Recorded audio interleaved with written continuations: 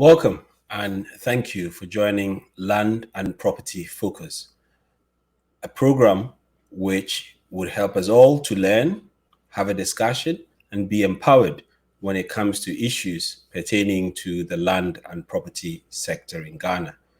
Please do share on your Facebook pages with your friends and your contacts, and as well, do subscribe to the YouTube channel so that we do have your contacts and can keep in touch with you whenever we do need to, and we have some information which would be helpful to you.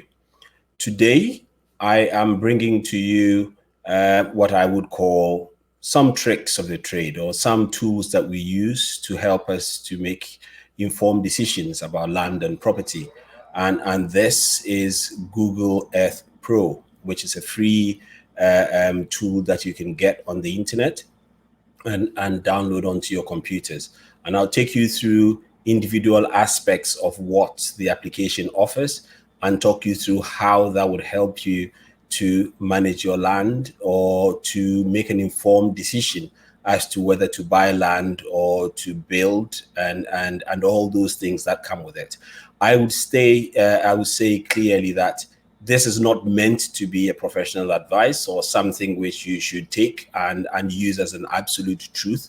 There are surveyors and professions that are more specialized in these issues, and therefore I only want this to give you an understanding and a basis for a discussion with any of the professionals that you do employ, rather than assuming that by having these or this sort of information, you are armed enough to do things yourself. So without much ado, I would share my screen and then go on to how we would proceed to use Google Earth. So the first thing you would have to do, obviously, if you haven't got it already, is to download Google Earth Pro onto your computer. So you select that, whether you have a Mac or Windows, you should be able to download that. So I have this interface here, agree, and then you download. I have already downloaded this just for ease so that we can move quickly on these, and therefore I would go ahead and click on my interface. So the first thing you see when you click on the application after you have downloaded it is obviously something which looks like this, which is a globe. If you know where you're going, if you know specifically which area you're looking at, then you can pretty much just zoom in and get to. So for instance, you're looking at you're looking for a place in Accra. You can just zoom in. So this is Victoria Borg. You can just look at this is the Independence Avenue. You can trace your bearings like that if you know your geography and you're comfortable with it. Another option, which I actually normally recommend for people who are not in Ghana or maybe are in a different city or town in Ghana and want to have an oversight over their land, but can't do that physically, is to ask somebody who is close to actually go on the land, and with your WhatsApp, you can ask that they send you their Google location. If they do send you the Google location, you would have something like this, which is the coordinates of where the land is located. I have, in this case, because I'm going to talk about a piece of land in Ebri, chosen this. So I can either, so I'd copy this just to hold on to it, but I can also just minimize this and I can search Ebri Ghana there, and that would take me right up to Ebri, and then I could pick my bearings from there. So that is one option. That is if you know exactly where in Ebri you're looking at. I have the bearings that I picked, which could have come from a WhatsApp message, gave me these coordinates. So I can just put in the search, and it takes me exactly to the site, which is a site of my interest, which is the Ebri Crafts Village. I've just chosen this randomly just to show the point. So with this, you have this yellow sort of pin here, and you can see that at the top. What I recommend is, especially if you have a lot of landed interest or a lot of properties around the country or anywhere in the world for that matter, what I call pin it. So you can, if you click on that place mark, it gives you sort of this pin, and you can place it anywhere you want to. And then you can say, name it my Ebri land. My Ebri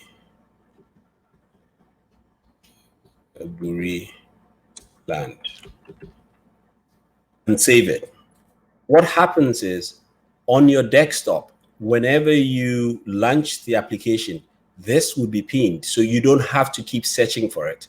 And for me, I think it's an easy reference point, just in case you just want to check what is going on in the land. And I'll show you how you can do that in the history of it. But it would give you the opportunity to just go in and launch. So before I started the program, I kind of pinned some places myself. So I have what I call my 37 hospital.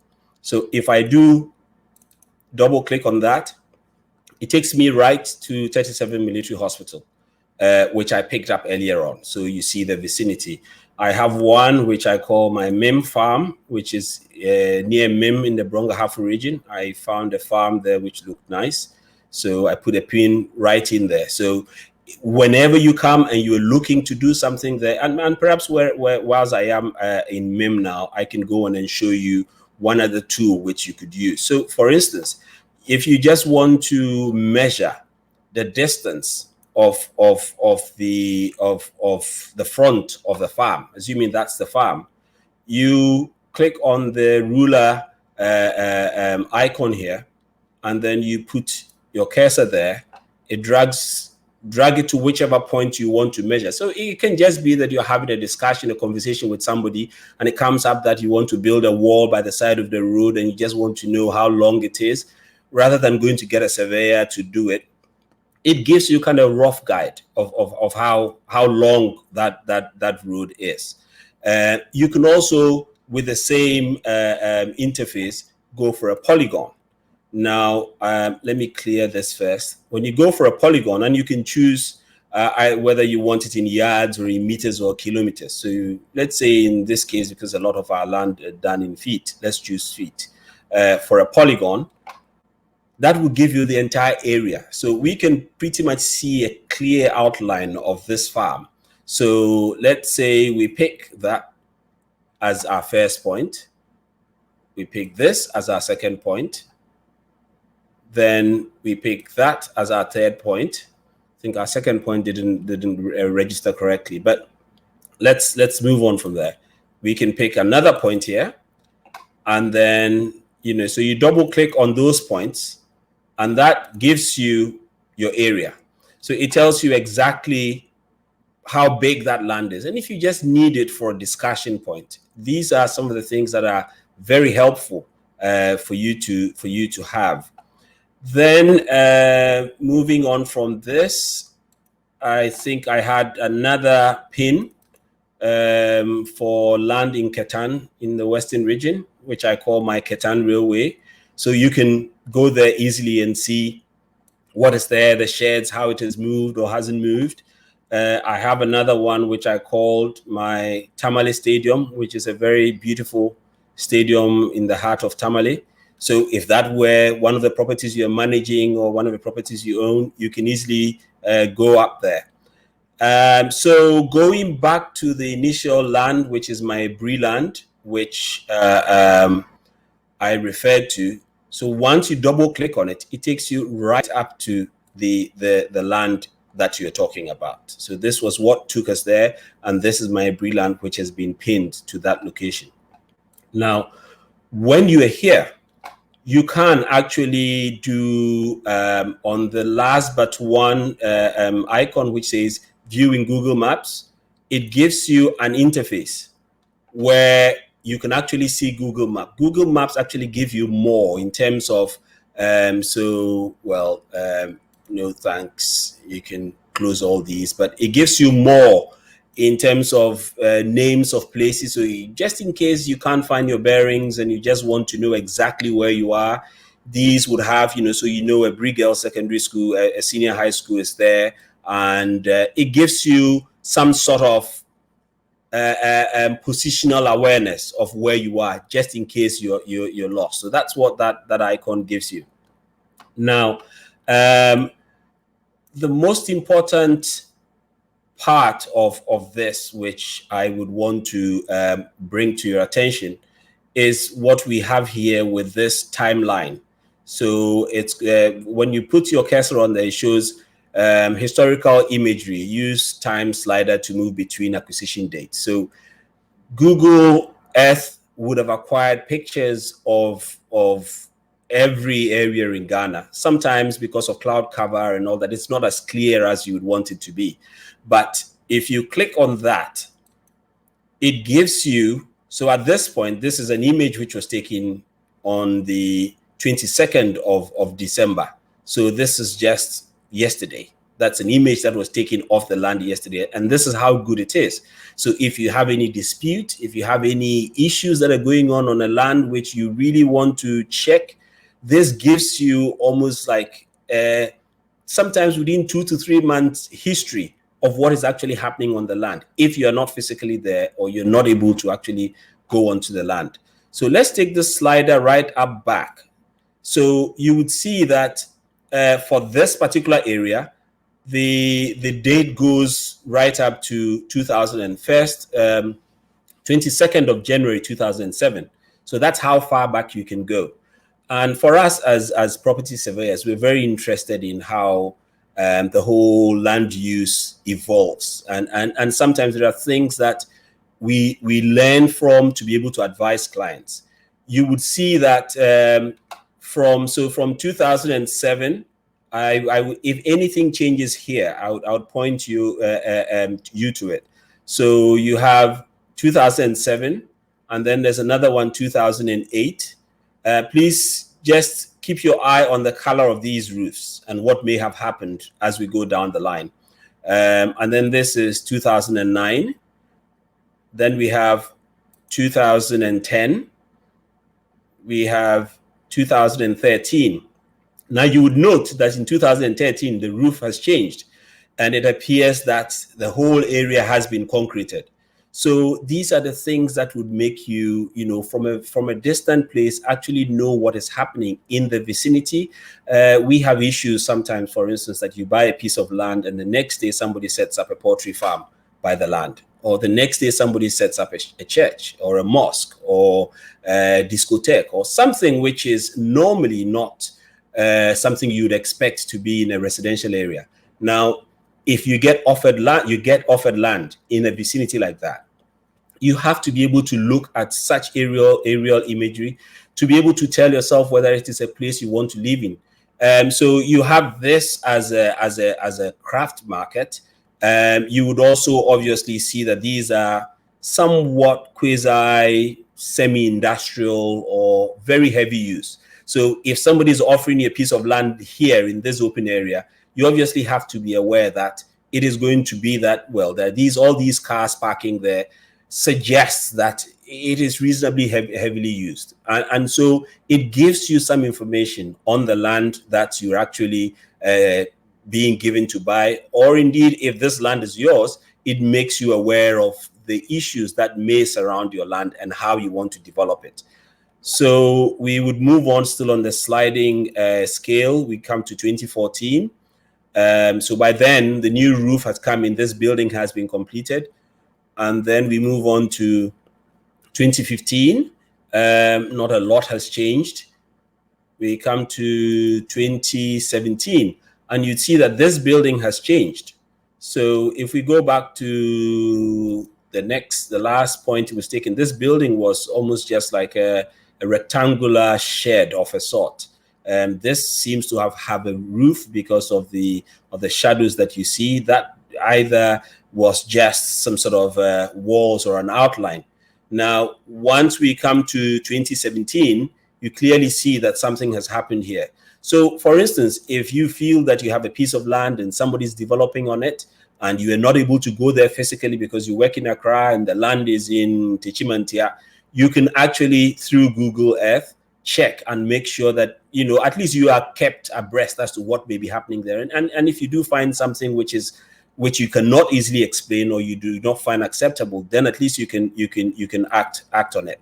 So we've got the slide. So it kind of will take you all the way through to the current date. So as I say, we've got January 28 to 1st of January, 28th of January 2020. That was the last time the picture or the image was taken of this particular area in Ghana. I think I initially made a mistake thinking that it was in December, but no, this was January 2020. So I would just get you a clearer picture and then show you another tool within Google Earth that is very helpful. Now, they have, when you have, I think it's the fourth icon at the top, and it says add path. Now, what that does for you is it makes it possible for you to tell what the relative heights of your land is. So if you've bought it already, obviously you need to know what the heights are, the slope is. Reasonable kind of guide and for your architects or for your design or how you want to lay out the land. And if you haven't bought the land, it makes you know what you're going to do, whether you're going to build a retaining wall or whether you're going to build some down below, as we call it. At least it gives you an idea. You don't want to get to the land which most often you would have finished paying for before you realize that this is just, you know, too steep, or it is something that I don't really like. So tools like this would help you. So when you click on add path, it gives you the opportunity to create, just say that this is a breeze, so we reasonably know it's hilly, and so let's create this path from there to there. Now, once we create that, we go on to click OK. Now that path has been saved, and we could have given it any name. I guess we can give it, let's give it a name. We can give it every land path, so that at least we are not confused as to what we've got. So once we have that, let's go on. Okay, the path that you've created, you just right click on the path, which opens a drop down, and then you choose show elevation profile. Now, when you show elevation, you click on show elevation profile, it actually shows you what the land, what kind of the heights of the land is. So if I go on here, you would see that the land actually has a fall right up from the top, and then that comes right up and then falls again. So if you are having, you have land, you then know readily what you want to do. You then know readily what your land is going to be able to do, because you have this curvature here. If you want to build on it, you might have to build a retaining wall, you might have to grade part of it, but it gives you a kind of a discussion point. It gives you, so when you look at the red arrow, which is showing here when I drag this, the 4.17 is your distance from your start point, and then the 4.14 at the top is showing the height above sea level, which you can also see in the gradient to my left. So this is how the land actually rises and falls. And I will tell you why this is important. I would move on from here to what I have already saved as my wager, because for those of you who know, there are issues with flooding around the wager area when the dam gets flooded, or when water from the dam, I understand, gets released to stop, you know, when there's too much water in the dam, they do actually release it. Now I'm seeing if I can get a clearer picture. I think this would be about all right. So you'd see that in the case of Ouija, the last image which is Google Earth has is April the 6th of 2020. So depending on where you are, you would get earlier images or perhaps later ones. So when coming back to Ouija, this obviously is what I believe is the dam. So whenever the dam is too full, they actually open these sluice gates, and what unfortunately then happens is that some houses, some people in this vicinity would have their houses underwater or flooded. So I am going to use the path tool to actually paint a picture so that you can actually see how helpful it can be to you, especially before you buy land. And if it is after you've bought the land, at least it should guide you as to how to build. If you know that it is very likely that your land is going to be flooded because it's in a floodplain, then perhaps you don't have to build to grade where your foundation and everything is right at the level of the land. But perhaps your footings should be higher enough that if there is a flood, because we actually, if you all are oil rigs, and there are buildings that are built right in the middle of the sea. So the fact that it can flood in itself is not a showstopper, but you should be aware. And I think the problem we have is a lot of the times either through lack of engaging professional advice, or just the fact that we think we can do things our own way. We don't actually go through some of these sciences to actually inform what we do.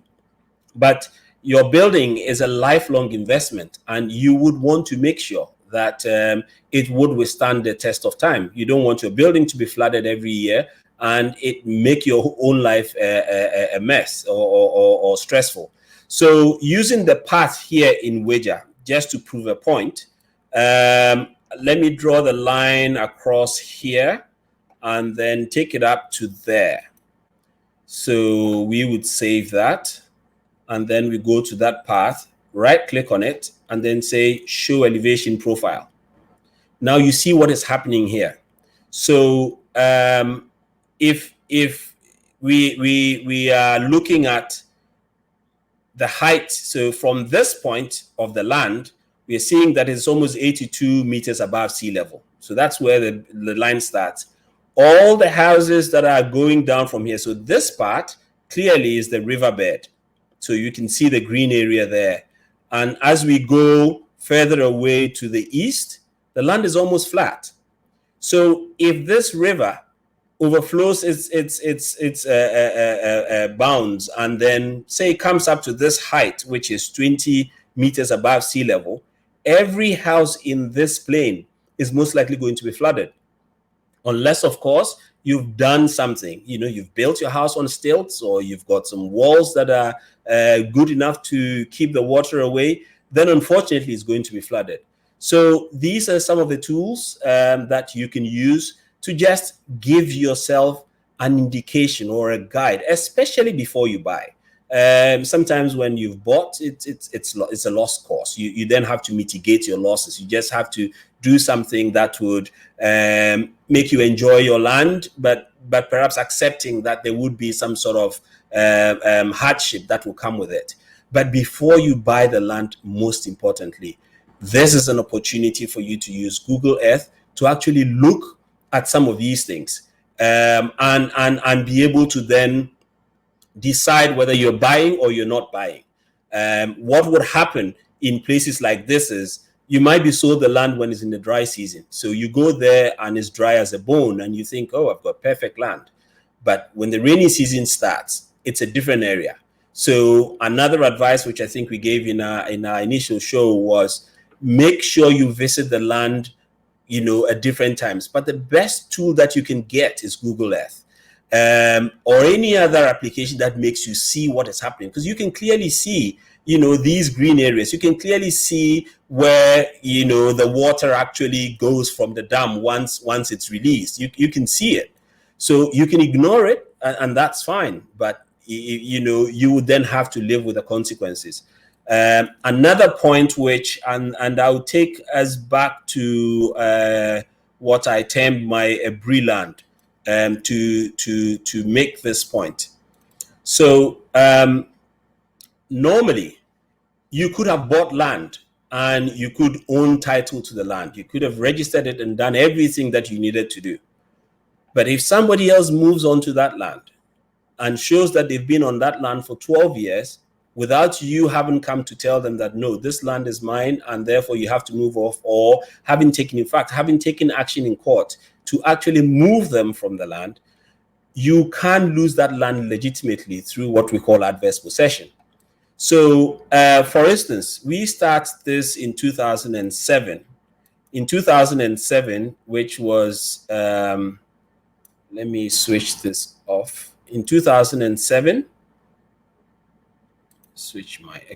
So in 2007, you could see that there was no building there. So 2007 is 13 years from now.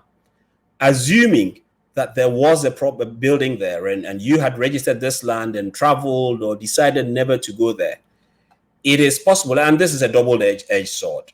If you find yourself on somebody else's land and you've been there for 12 years and you can prove through these maps that you've been there for 12 years, then that person, technically, depending on the circumstances of the case, I wouldn't say that it's a blanket thing, you can actually claim ownership of the land on the basis that you have adversely possessed it for 12 years under the Limitations Act. So it is something that you have to be aware of, and why this timeline is important. If anybody makes an allegation that or makes a claim to your land and they can prove that they have been there, for instance, they've built a wall on it, they've have a farm on it, they've done something on it for a period in excess of 12 years, then they have a claim to ownership of the land. And you would then have to prove that you took steps. And if you do take steps, those steps must be conclusive. You must prove that you have made the person leave the land. Not just a matter of serving a letter on the land to the person to say, this is my land and therefore you have to move on. But as I said at the beginning of this conversation, you would have to rely on professional advice. I wouldn't say that this is carte blanche, but it is a guide to you for you to actually see how your neighborhood evolves. I have spoken about your ability to use the pinning, assuming you have a lot of plots of land in Ghana, to actually pin them all, like you see here on the left. So I've got my 37 hospital, my MIM farm, my Ketan Railway, my Tamale Stadium. So every time, once a month, twice a month, just go there, look at it. And, as well as I mentioned earlier on, if there's somebody who on the ground because you can't physically go onto the site, get them to send you the Google location. If somebody offers to sell you land, tell whoever is on the land or goes onto the land to send you the Google location. So wherever you are, you can check for yourself and see what is happening. And you can also check the history to see if there is anything untoward, if there's anything that you can pick up. It is not to say that every land that you buy has issues, but if you actually train yourself to use some of these tools, you're able to ask questions of the people who are selling. And most often than not, it gives you it is a better way of actually buying than not doing that at all. And then we've looked at using the path, which is to give us a profile of the land, and that will perhaps be more relevant to architects and your designs as well, so that you know exactly what you're designing to. Then we have also looked at the timeline, which is just below here. And as I've said, it doesn't always come. In some places, you can go up to 2001. In other places, it's 2007. And sometimes because of cloud cover, it's not as clear on particular dates. But, on the whole, within 10 years or so, you definitely get a feel for what is actually happening on the land. Then we've got the ruler option, which would allow you to be able to, measure a piece of land just for conversation's sake. If you just want to know how long a road is or somebody's boundary is, or if you want to just draw a polygon and see how big a particular piece of land is because somebody has offered it to you, or you need land for a particular development and you've been told, I need not less than 20 acres. At least you can do this use Google Earth to pick the area which you're actually interested in, and inform yourself as to what you can have before you actually go on the ground to do that. And then I also pointed out the possibility of using the view in Google Maps, which would give you a little bit more information in terms of the annotations that you have. So you would see more of the institutions and establishments who have registered their names with Google, and that may give you a bit more of an orientation which you need. So this is just by way of letting you know that you can actually use some of these tools to help yourself to manage your land, and to also help you to actually be informed when you're taking decisions. I would say it again, that this is not meant to supplant any professional advice that you need. You might need lawyers, you might need land surveyors, you might need general property surveyors. They are trained to see these things and see the issues at stake just by looking at it. You might not be. It might mean that you have to give them some compensation, but that is perhaps the token that you pay for actually, in the long run, making sure that your investment doesn't go down the drain. Because you and I have all heard very scary stories about properties that have been lost to people who want to kind of just have a piece of land and be able to develop and live in it, or use it for commercial purposes. So this is by way of introducing Google Earth to you. If there are any other applications that I think are useful for the purposes of managing land and for this discussion, I would definitely bring it to you. Please don't forget, share this video on your Facebook and within your circles as well. Do subscribe to our YouTube channel as we keep bringing to you some of these very important tips and guides for yourself.